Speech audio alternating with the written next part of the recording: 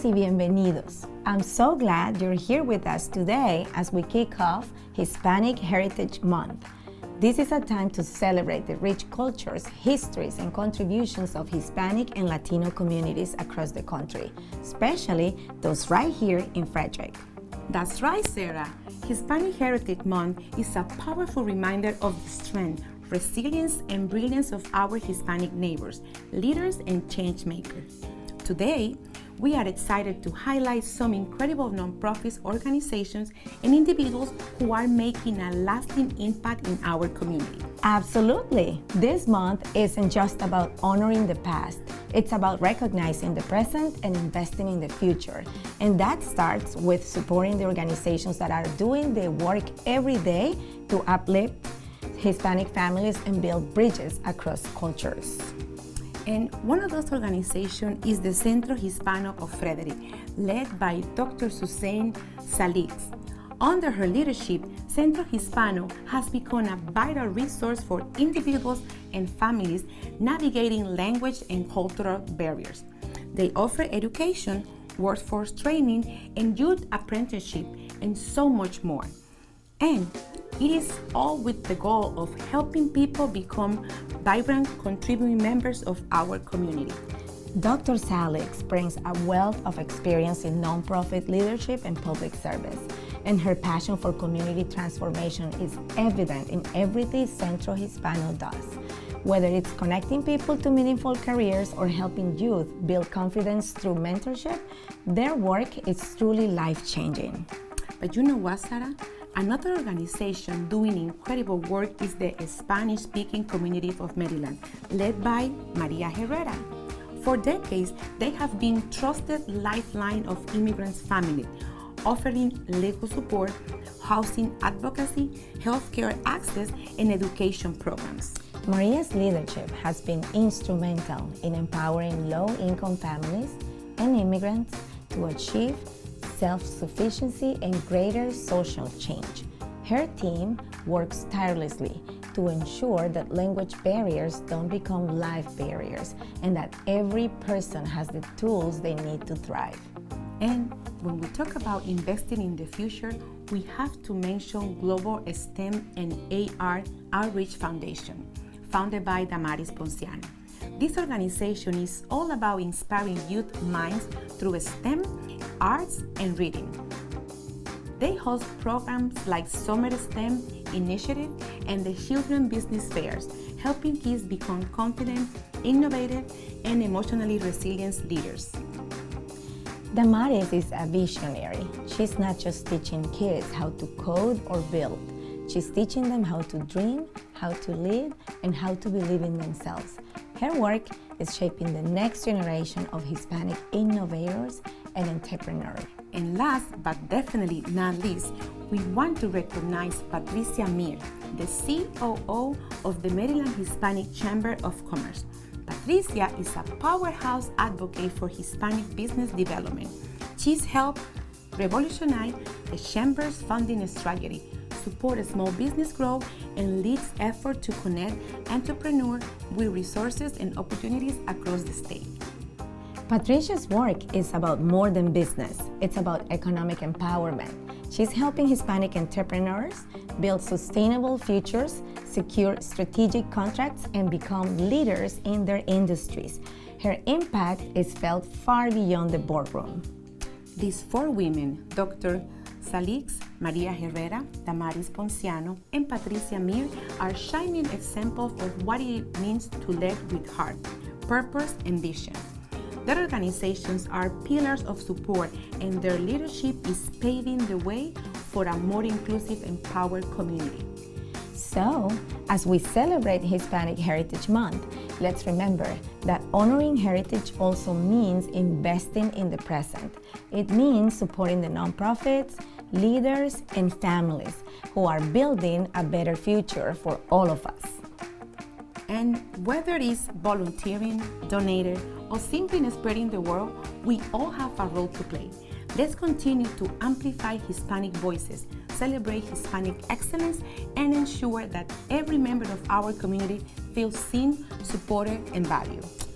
Thank you for joining us today. Let's keep the celebration going, not just this month, but every day. Because when we lift up our Hispanic community, we lift up our entire city. Take care, everyone, and remember, heritage is power and community is everything. Let's always choose to embrace it. ¡Feliz mes de la herencia hispana!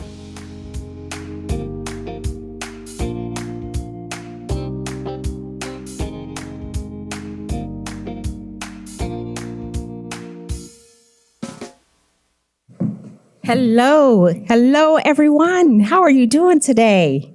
It is really good to see you all. When 4 o'clock rolled around, I was like, where are the people? And I'm glad you pressed out. Such a great supportive community. So I am truly honored to welcome each of you here tonight as we gather to celebrate Hispanic Heritage Month. Yes. My name is Lakeisha Wade, and I am the Manager of Equity and Inclusion here out of the Mayor's Office. Hispanic Heritage Month is a time dedicated to honoring the rich histories, vibrant cultures, and enduring contributions of Hispanic and Latino communities in Frederick and across the nation. Hispanic Heritage Month is more than a celebration. It's a recognition of legacy. It's about reclaiming stories that have too often been overlooked and amplifying voices that have shaped our neighborhoods, our economy, and our shared future. From art and activism to science and entrepreneurship, the Hispanic community continues to lead with resilience, creativity, and brilliance. We remember the trailblazers, not just those who made headlines, but those who made history in quiet, powerful ways. Families who built businesses from the ground up, students who broke barriers in education, advocates who demanded equity and inclusion in every space they entered. Their stories are woven into the fabric of Frederick. And today, that legacy continues, not in isolation, but through collaboration. We are fortunate to have community-driven organizations right here in Frederick that are reimagining what empowerment and access look like for the Hispanic and Latino residents here in Frederick.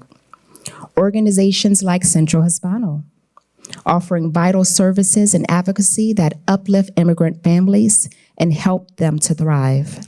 Like the Spanish-speaking community of Maryland, providing legal aid, education, and support that strengthens pathways to opportunities. Like Global STEM and AR Outreach Foundation, inspiring the next generation of Latino innovators through hands-on learning and mentoring in science and technology. And like Maryland Hispanic Chamber of Commerce, championing Hispanic-owned businesses and thriving economic growth across our region. Their work reminds us that inclusion is not just a checkbox.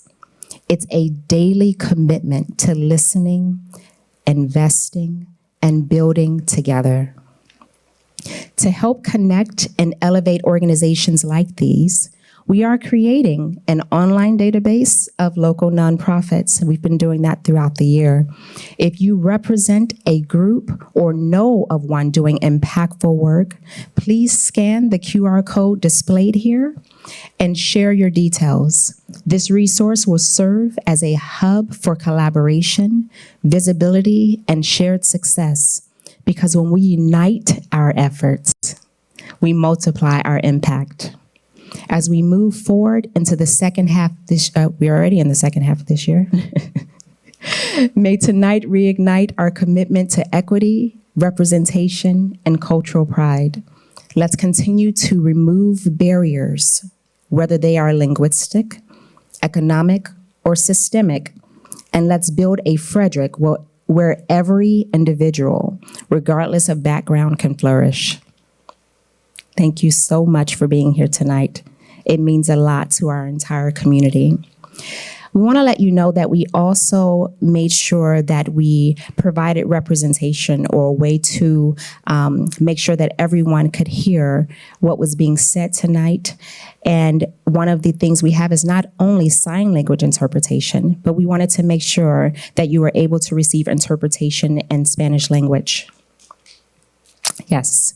So what we've done is we've made sure that we have a Spanish interpreter who is on site, and we have devices where you can hear in your own ears in the Spanish language. So if anyone needs one of those devices or would simply like to have one, they are in the back and we can make sure that you have one. Actually, if you raise your hand, we can make sure that you have access to one now, if you would like that. Sure. Absolutely. I think, was there one hand in the front? And we can make sure that anyone who raised their hand has access to that. And you'll hear interpretation as we are proceeding live in today's event. Without further ado, it is my great honor to welcome to the stage our very own Mayor Michael O'Connor.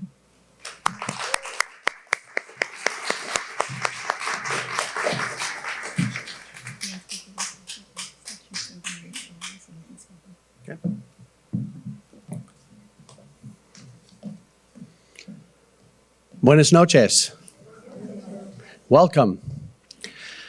I am so honored to celebrate Hispanic Heritage Month with you tonight, and I want to begin by thanking our fantastic caterer. So if you did not try some of that food out there, you won't hurt my feelings if you go out and get it while it's still warm. Flor Ramirez, thank you so much.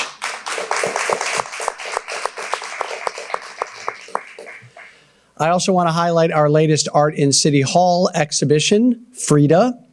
This show was organized by our Manager of Arts and Culture, Leila Jadala, in collaboration with Dr. Suzanne Salix from Centro Hispano de Frederick, and it features 30 portraits inspired by the life and spirit of Frida Kahlo, created by senior participants in Centro Hispano's Años Dorados, Golden Years program.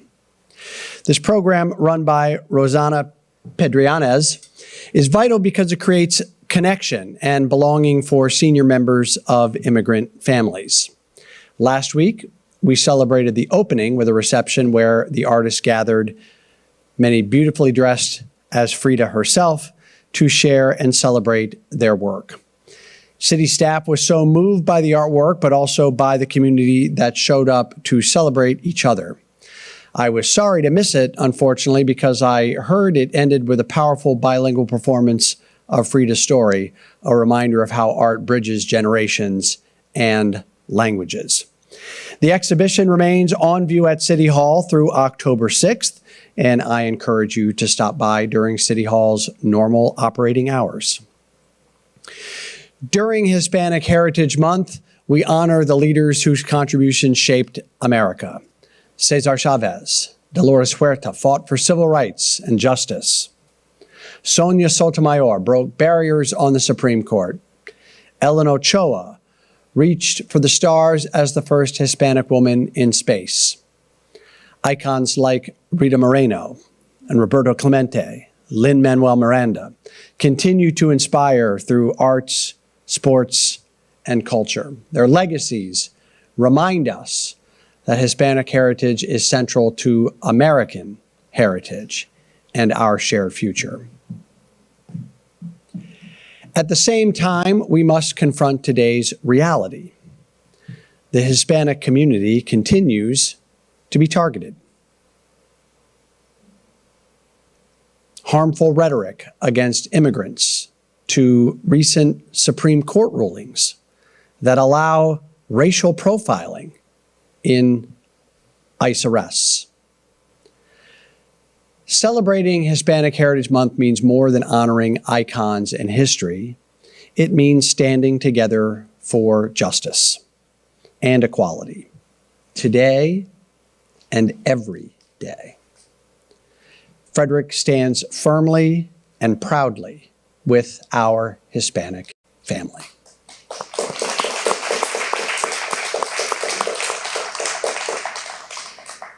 That family is essential to who we are as a community. More than 17,000 Hispanic residents call Frederick home.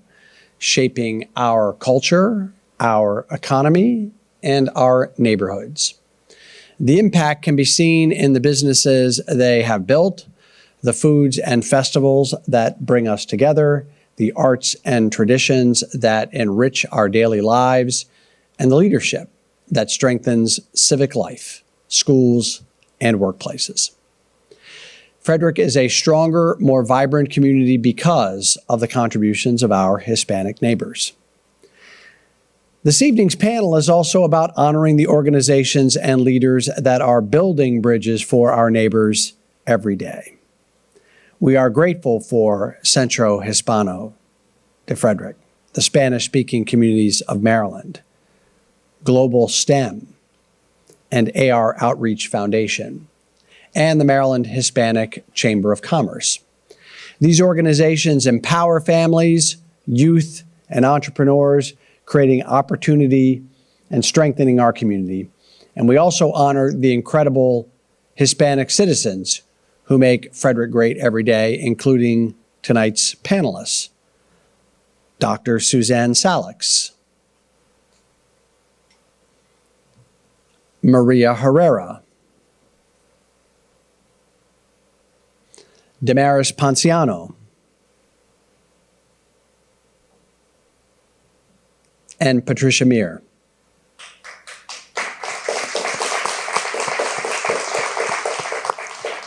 And they are just but a small sample of countless people in our community whose leadership enrich us every day. With support from the city's FY26 Community Promotions Grant, we're also investing in these extraordinary nonprofits that lift Frederick's Hispanic community. Centro Hispano de Frederick will expand its Éxito STEAM Family Wellness Summer Program, offering free summer learning for nearly 200 students from limited English households. The Spanish-speaking community of Maryland will reach more than 1,400 people with legal aid, translation, and safe access to essential services for families facing violence and abuse. And SHIP's New Horizons program will expand Spanish-speaking case management to help homeless high school students stay on track to graduate and build brighter futures. Together, these investments will help increase opportunity and support our younger residents. These organizations and the people who serve them reflect the very best of Frederick. And as we gather tonight, let us commit to a future by supporting Hispanic communities and ensuring every resident can thrive in the city of Frederick. Together, we will continue to build a city that is rooted in unity. Gracias. Thank you for celebrating with us this evening.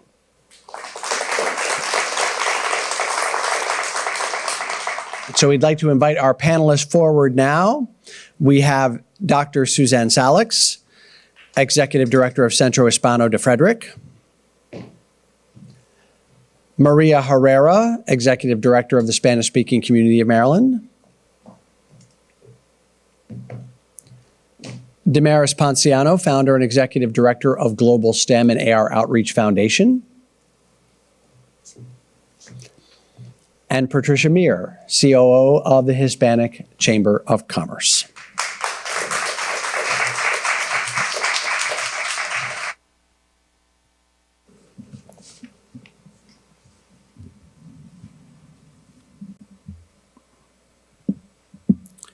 So to start us off, let's ground ourselves in your work. Can you briefly share a little bit about your organization's mission in serving the Hispanic community and what personally inspires you to do this work? Maria, can we begin with you? Promoting equality and sustainability for individuals who suffer in silence. We work to empower them to achieve the social economic stability necessary for self-sufficiency for a better quality of life. So what really inspired me to do this work is I come from a family of servants. My father served as the House of Representative in Cuba years ago, and my mother has always told us that it's better to give than to receive. So as I grew up in this environment, I have come to realize that it's very important to give back to your community. Being a refugee myself from Cuba, I came to this country with nothing, and I had to face many challenges that other immigrants have faced. I wanted to be a part of an organization that not only responds to immediate needs, but also works to restore dignity, build confidence, and create pathways to long-term self-sufficiency. SSEA gave me that opportunity. Each time I see someone move from despair to hope, or from crisis to stability, I'm reminded why this work matters. Thank you. Thank you. Well, I was very privileged to be able to come to America at the age of 10. I grew up in California and was exposed to STEM throughout my undergrad career. Coming to Maryland to do cancer genetics research at the NIH. When my second child was born, I couldn't afford to pay for daycare, so I decided to stay home. And I've always told this to everybody, an education is not wasted. And so that inspired me to go ahead and share my knowledge with children throughout the Frederick County and in California, and to create Global STEM Outreach, an AR Outreach Foundation, which combines STEM, art, literacy, emotional intelligence, leadership, and entrepreneurship. And it was with the idea that as an immigrant, just like Ms. Maria said, we've had to overcome many challenges, many struggles, languages being one of them. Seeing my own parents having to work 3-4 jobs throughout the week so that they could meet the financial needs and not be a burden to the country. And that inspired me to create the organization so that children from a young age can learn to be contributors, to be innovators, to be thinkers, to be people that can become to be self-sufficient from a young age. Thank you. All right. Well, thank you for having us. First of all, the Maryland Hispanic Chamber of Commerce mission is to promote the establishment, growth, and prosperity and retention of businesses and the state and everybody that support the Hispanic business community. So we welcome everyone, but we try to make an effort to educate and help the Hispanic entrepreneurial community that way. And what inspired me to join over 3 years ago was I saw a need of connection between, especially small businesses. It seems to me we're, in a sense, meaning Hispanic, descent and immigrants.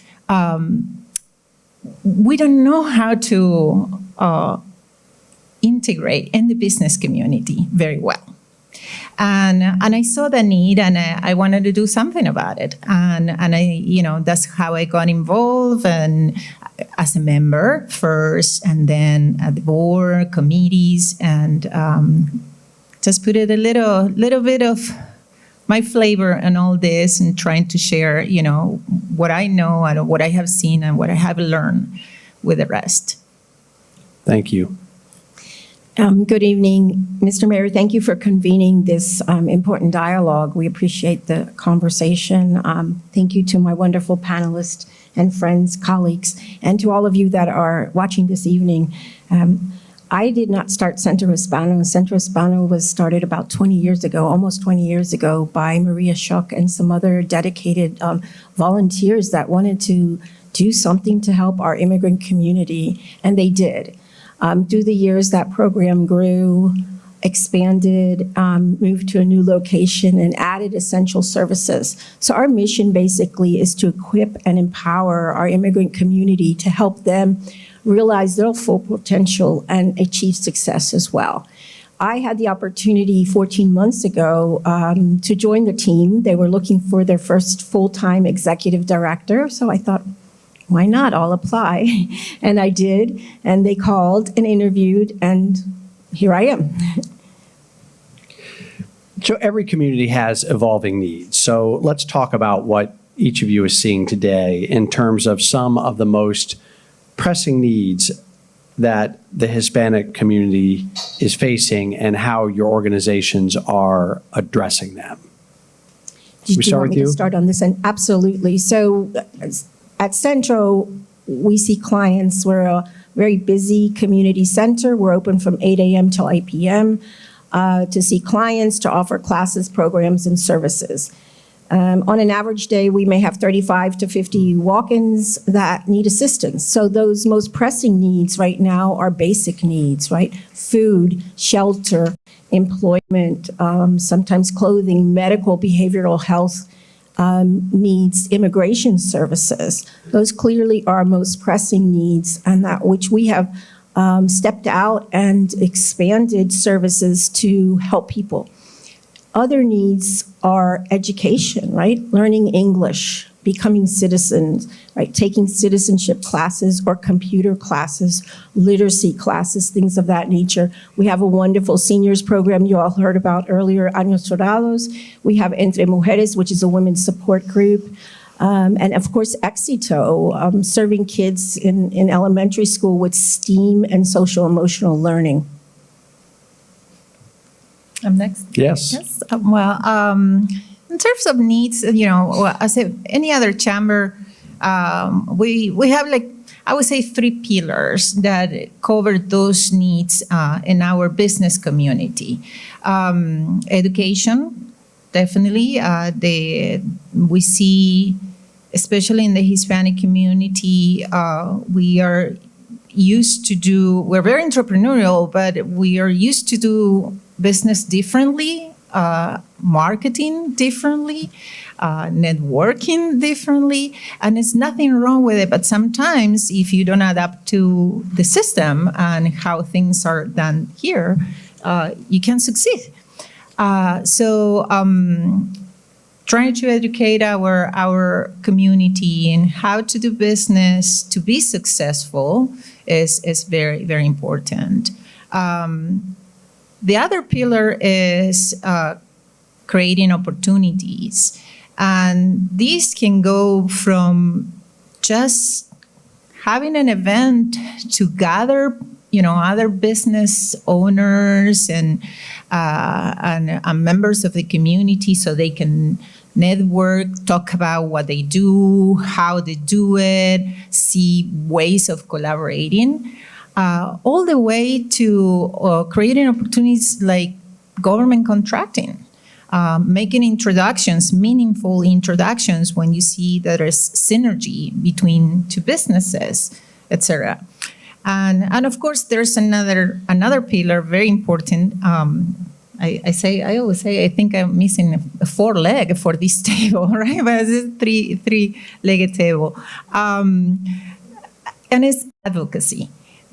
We need to advocate for our community at the legislative level, but also even as we cover the whole state, sometimes it's challenging to be very local, right? And part of the advocacy is working with the local chambers, talk to them often, see how we can collaborate, how we can share efforts.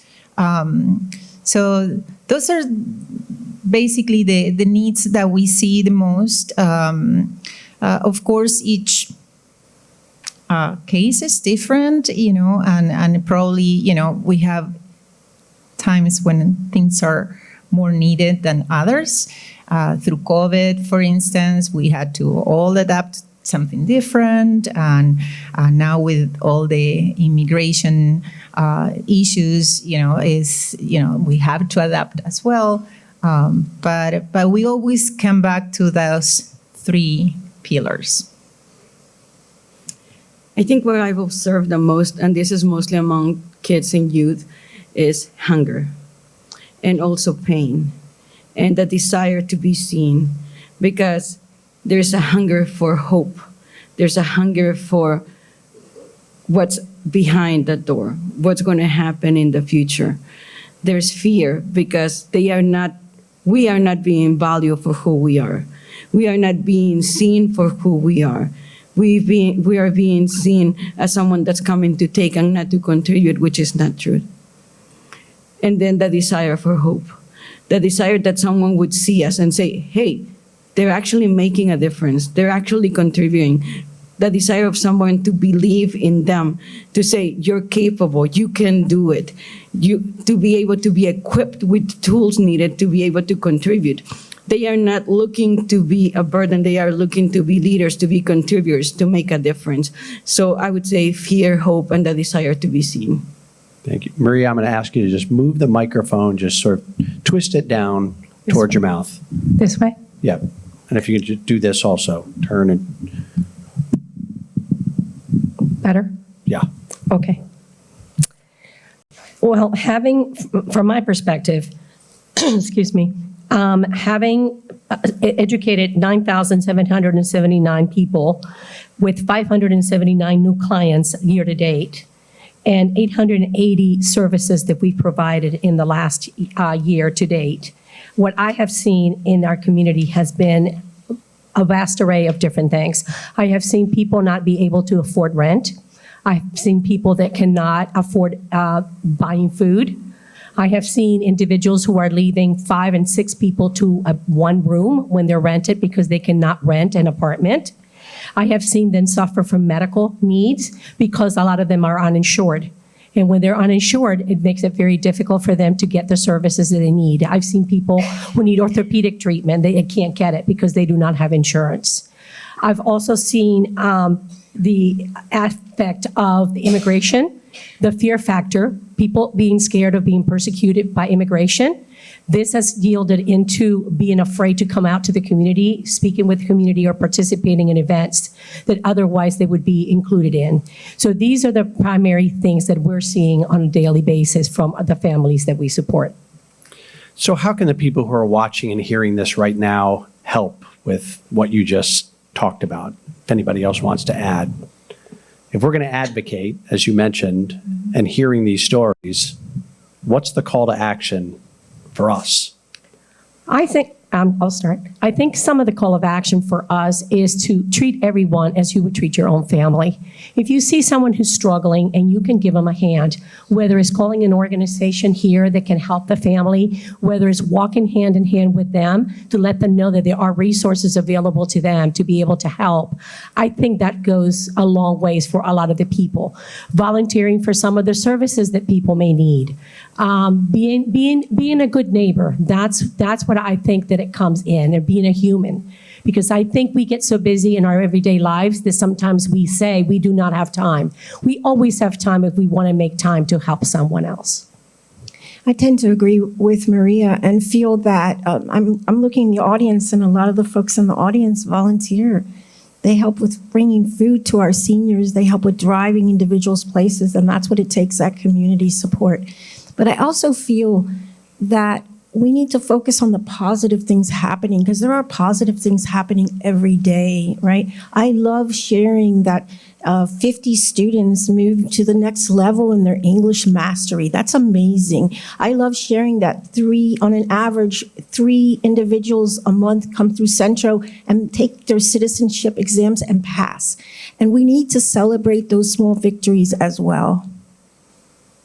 If I can add, at least when it comes to the schools, there's a lot of people in the schools, a lot of children. And there's this quote that I wrote for some of the kids to draw cards to support other students. And it says, be the reason to cause someone else to smile today. Sometimes we cannot solve, like what Ms. Maria was saying, somebody's living situation or their immigration status or what's going on with their families that are losing members to cancer or some other things. But we can always be the reason for them to smile one day.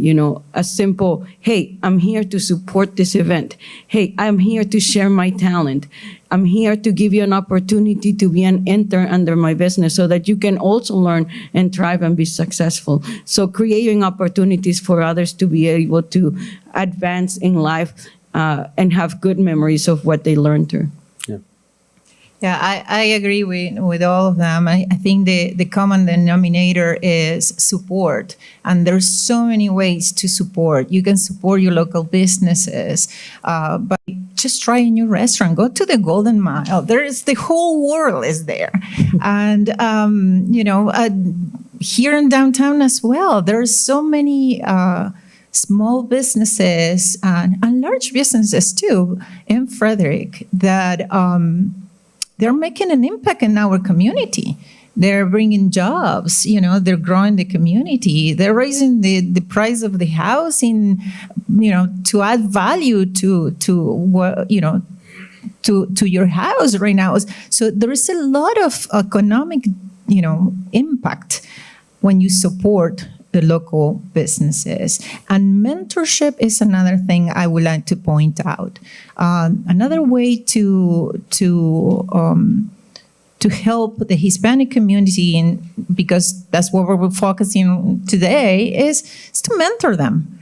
If you have success, share that with others. Show them the way. Nobody's going to come and take away what you built, but you can show them how it's done. Next up, we're going to look at a short video that's going to lead us into our next question. I really want to say Happy Heritage Month. Be proud of who you are, and always make a difference with everything you do. Show who you are. Don't be afraid of your roots. I'm from Bolivia, so we're part of a folkloric dance group as well.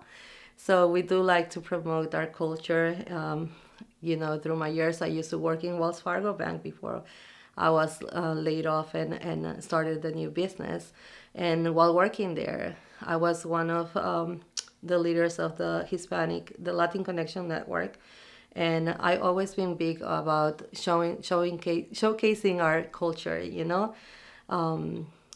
because we have, so many countries here, which is very valuable. I mean, to learn from each culture, their traditions, their folk, their foods.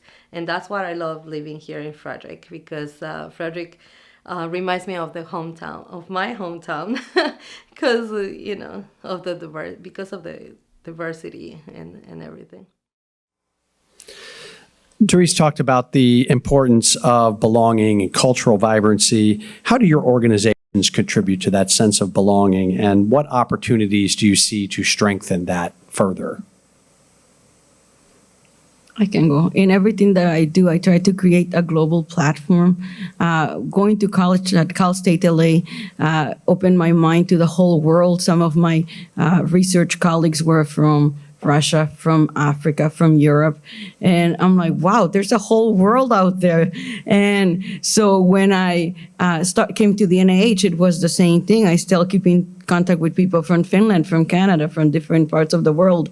And so when I created the organization, I wanted to ensure that it was going to be something global, that it was inclusive, so that everyone could learn to thrive among each other and learn from each other. Each culture brings something rich, from the shirt I'm wearing, the art that goes into building this type of art, the textiles, organic cotton that is so hard to find here, but it's so common in some of our villages. And, in that way, I think it's inclusive, because we learn from each other. We learn to eat tacos, we learn to eat pupusas, we learn to eat samosas and everything else out there. So it's a delicious world. Thank you, Damaris. That was great. I'd like to say, someone this week described Centro Hispano as being a beacon of hope. Obviously, and I love that. I feel we are still a safe and secure place. We are sensitive, we are linguistically and culturally competent and aware of how from the point we welcome folks in to how we treat our clients, how we interact with our clients. I feel all of that is important. And all of our clients bring something unique to Centro Hispano, to our team, to our surroundings. And that's that piece of belonging. When our attendance in February decreased slightly. We took a look at it and we said, why? So we reached out to students and said, checking in on them, right? As you mentioned earlier, we need to check in on people and see how they're doing. And what we heard overwhelmingly from our students, some of their schedules changed, the weather was bad, we understand that, but overwhelmingly we heard from our students that they felt safe and they felt Central was home and we were family for them. And we will continue to be that and do that for our community. And I agree with Damaris too that our culture is very colorful and very tasty, right? The different flavors, different colors, different. I'm from Argentina, and I might not look like a stereotype Latina, but I am, right? And our culture is probably a little bit more European. And you go a little bit north in, Latin America, and you find more Afro influence, and you go to the Caribbean and the culture is, is more vibrant, like everybody's loud. And so, and that's what it makes it so beautiful. When I moved here to the States over 24 years ago, the first thing that impressed me was to see the diversity in this area. And I was amazed. I saw people from every race, every part of the world, and coexisting, right? And it was amazing. And that's why I say this is going to be my home. I love it. And in the business community, somehow it's like that. The way we do business, we bring our flavor to it. We bring our warmth. And that's what it makes it so diverse, so welcoming. And I say in the beginning, our mission is to support the Hispanic business community and everybody who supports them. So it's open to everybody, and that's very important to point out. The same way that at Centro Hispano, everybody's welcome to volunteer and support them. It's important to get involved, even if you're not Hispanic, because this is your community. I also, thank you. I agree with everything that everyone has said. I think also a lot of our families experience social exclusion because a lot of people do not understand cultures, or they're afraid to get to know people and understand what their cultures is all about. So I think that compassion, giving them dignity, being able to meet them where they are, and being able to understand that everybody has a different story is a way to also meet people where they are and give that trust and that confidence that we're here to support them. Let's take another look at a video from the community. So I highly support to join a chamber, especially if you are looking. Definitely look for different chambers, but I highly recommend the Hispanic because they did give me a lot of guide, what to do, how to do, where to find these resources regarding permits, regarding new fundings. I think it's very important, and to have that mentorship to guide you, to help you. For a new owner, that's very hard to find. And support to businesses, and you had mentioned mentorship earlier. Obviously, it's important to be consumers, but how can the broader community serve as mentors and role models for a next generation of entrepreneurs? Well, I'll start this one. It's more business oriented, I think. There are many ways to volunteer at a chamber. It can be just a one-off, event that we have in our community, or all the way to being part of our board of directors. We are a nonprofit. We seek the experience and the leadership of our board members. And actually, in our chamber, our board is very involved. Up until last year, we only have a part-time person on staff, and we're mainly volunteers, making everything happen at the chamber. And they roll up their sleeves and get involved and go out and visit the neighborhood business, and we have representation in each region. We makes it more easy to get to the local communities. But I think it all starts just with a phone call and see where your gifts are. Maybe you are great at organizing events. Maybe you are great at taking care of the finances, or maybe you're good at advocating, for our businesses.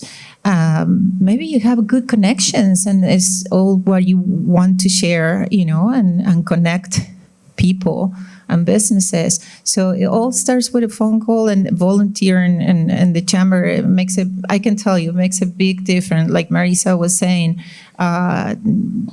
someone knows someone, and they connect you to the right resource at the right time, and then makes a big difference, especially for small businesses.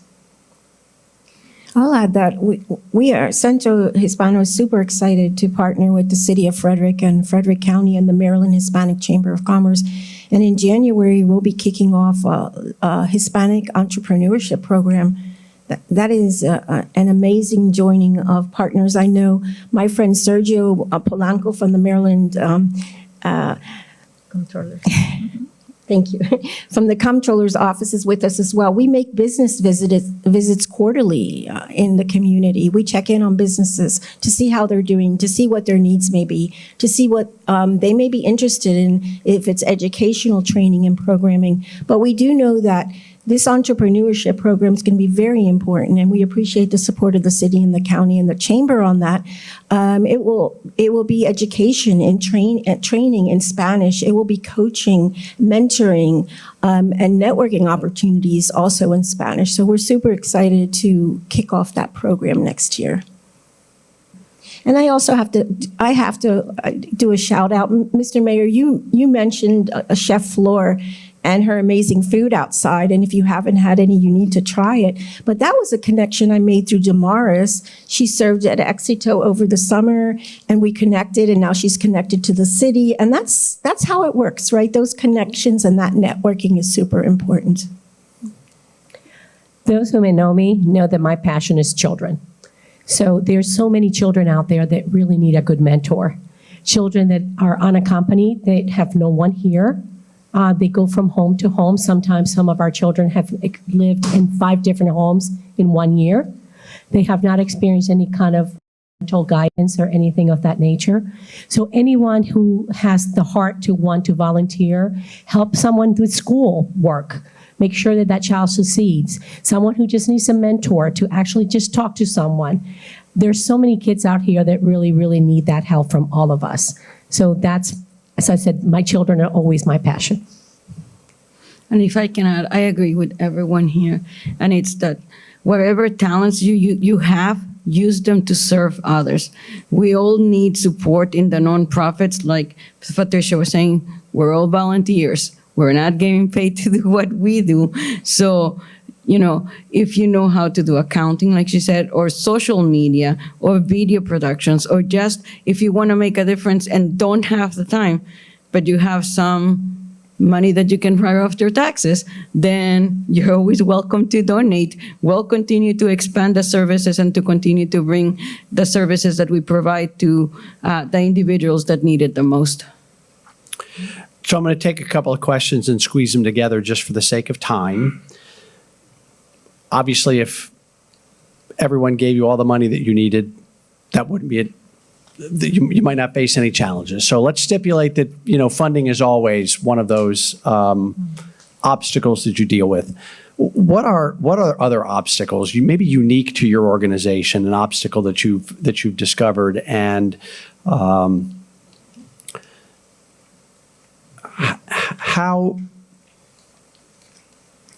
how resiliency and adaptability become critical, and where the community outside of funding could come in and lend a hand?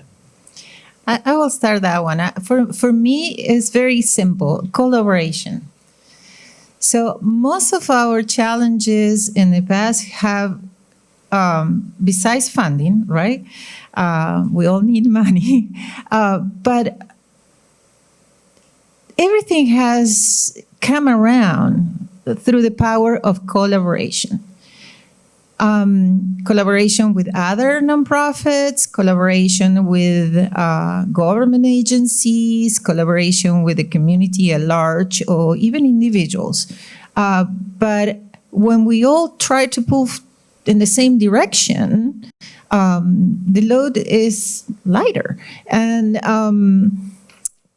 we always welcome, sponsors and contributions. But at the end of the day, if we don't do something meaningful, it isn't, the organization won't last, right?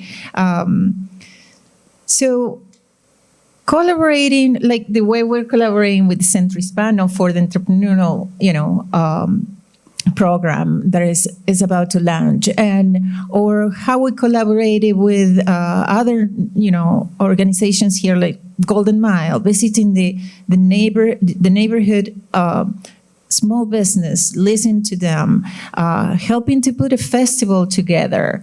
That's what it makes the whole thing meaningful. So for us, I think that could help us to overcome any challenges. Thank you, Patricia. And I wanted to mention, so while collaboration, participation, that's extremely important. I also feel there's so many stereotypes still around people, ideas and things. So I feel that education piece is also, very important as we break stereotypes and as we show the community. I think Damaris said it, that we're strong, we're hardworking people, we're creative, we're smart, and continuing to share that message with our entire community. One of the things that everybody is, if you work in a nonprofit, you're always struggling for money. So that's a given. That is not something that everybody knows. But what I measure is, I think what people need to do is reinvent themselves. In difficult situations or situations that that we all face at times, is what is the most critical component that you can provide to the community that they really need. Sometimes you may have to give up some things, sometimes you have to add certain things. But for me, it's putting a smile on someone's face. So when I actually see people getting out of difficult situations, or such as leaving an abuser, or kids graduating from high school, getting a better job, receiving a work permit, becoming a citizen, those to me are measurable things that make me smile every day. I think for me, having worked for Centro Hispano for the past 7 years, I got to see how hard some of my coworkers worked. I myself had to work really hard. And many times we as humans have needs that are not being met. We may need someone to give transportation to our kids. We would love to have a massage, once in a lifetime. And so supporting those that are supporting the community, I think it's overseen sometimes. I saw a documentary many years ago that mentioned that many non-profit staff gets underpaid, and if they get paid the same salary as someone else or a for-profit, then it creates a problem. But yet, if the people that are providing the services are not at the front of providing the support to the community that needs it the most, can't even meet their own needs, how can we serve those that we are serving with everything that we have? So meeting the needs of those serving, I think it's extremely important so that we can go ahead and also meet the needs of the community. We have one final video to watch. El programa Años Dorados acá en el Centro Hispano me ha impactado muchísimo porque nosotros hemos venido de un país diferente y aquí encontramos un hogar porque nos acogieron a nosotros como hispanos y hemos tenido mucho apoyo. Y aquí en el Centro Hispano hemos conseguido. Maruja reminded us of how community creates family. How does your organization help to build those bonds, and why is that sense of belonging so important in the work that you do? If I'll go ahead and start, if that's okay. Community does create that family in that place. We laugh with our clients. We cry with our clients. We uplift and support our clients to the best of our ability. And they know that. They know that we're genuine. We're going to be honest with them. And that further develops the trust, right? The trust that folks have in the services that we provide and who we are. So that just ongoing growth of that relationship, I think, is essential to what we do. In my case, I would say it's interesting because when we welcome a new member to our chamber, we say, welcome to our familia, our family. And in a way, that's what it makes us what we are. You know, the Hispanic culture is very welcoming, very warm, very, I call tios, like uncle. There are a lot of people that are not related to me, right? And that's how we are. And one thing I didn't realize this until recently. I say, well, why?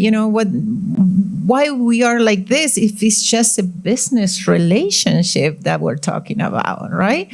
At the end of the day, it could be just transactional, but that's ingrained on us. People meet an event and say, "How you doing? How's your family? How's the soccer game coaching going?" Or we get to the next layer, and that makes us a little bit more who we are. It's characteristic. And the other thing I want to point out, I always say when a Hispanic business prosper, the community prosper, okay? And part of our culture is to be involved with others, to care about how they're doing beyond just the numbers, just the business intrinsics, so our kids go to school with other kids and we care about what's going on there. We have spouses that work in a different spheres and we care what's going on in there as well. So it's very, very cultural. We really feel our community is an extension of our family. And the other thing, what I'm going to finish with is as an immigrant, many of us come to this country and have no family at all here. So naturally, we extend our family feeling to friends, colleagues, business, the community in general, people that we see often. And I think it's a very human thing to do because we want to feel that, belonging. I think Susan mentioned, the belonging. So that's why we call it Welcome to the Familia. To me, I think valuing each other. I have the blessing of having 3 kids and in my household, everyone has responsibilities and everyone has privileges. But we value each other. We welcome and support our strengths, but we also try to help each other with our weaknesses and those things where we still need growth. That same concept, I've applied it to everything else I do in the community. Every single member of the community has something they can bring of value, and every member of the community has something where they can still grow. And if we support each other where we have strengths, we support someone else. Where we have weaknesses, we receive the help that we need. So lastly, I agree with all of you. One of the things that when we have someone come into the Spanish-speaking community, we look at people with our hearts and not with our eyes. So we want to make sure that there's always dignity and compassion. We want to make sure that we understand, we listen, because we're here to help. So not judgment, not anything. Everybody is different. Everybody has different needs, and we want to make sure that we value what it is that they're asking us to do and how we best can provide the best services that we possibly can. This is one of the reasons why we've been in business for over 50 years, but we still have clients that are with us 15, 20 years that started with us that long ago. We're at the end. One more question. Slight rewording of what you were given, but I want you to think about us sitting here 10 years from now.